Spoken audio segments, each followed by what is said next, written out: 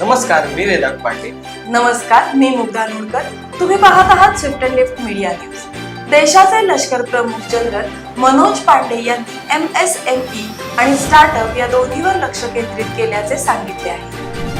11 वर्षानंतरही मराठी भाषण धोरण सरकारी कागदपत्रातच अडकलेले आहे. अंमलबजावणी नाहीच. मुंबई पुणे द्रुतगती मार्गाच्या 8 पदरीकरणाचा खर्च साधारणपणे 6080 कोटी येण्याची शक्यता आहे. निधी कसा उभा करायचा हा MSRD समोर एक यक्ष प्रश्न आहे. फिरत्या स्वच्छतागृहाचा गोळ. स्वच्छतागृह जागेवर नसताना देखील वाटेल त्या रकमेची बिले लावण्याचं प्रकरण उघडकीस. पिंपरी चिंचवड येथे वर्चस्व स्थापन करण्यासाठी राष्ट्रवादीचे दोन्ही गट एकमेकांसमोर उभे ठाकले आहेत. पंतप्रधानांचा पुतळा जाळल्याप्रकरणी काँग्रेस कार्यकर्त्यांविरुद्ध गुन्हा दाखल केला आहे.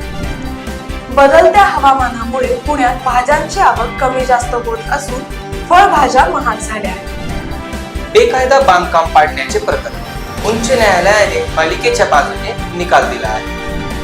पंतप्रधान नरेंद्र मोदी यांच्या व्यस्त दैनंदिनीमुळे पुण्यात विमानतळाच्या नवीन टर्मिनलचे तसेच रामवाडीच्या मेट्रोचे उद्घाटन रखडले आहे.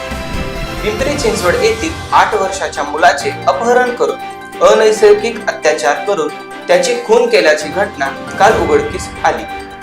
यातील आरोपी आज अटक करण्यात आला आहे. तुम्हालाही अशीच व्हिडिओ आवडत असतील तर सबस्क्राईब करा स्विफ्ट अँड लिफ्ट मीडियाला, लाईक करा या व्हिडिओला आणि शेअर करा इतरांसोबत. थँक्यू.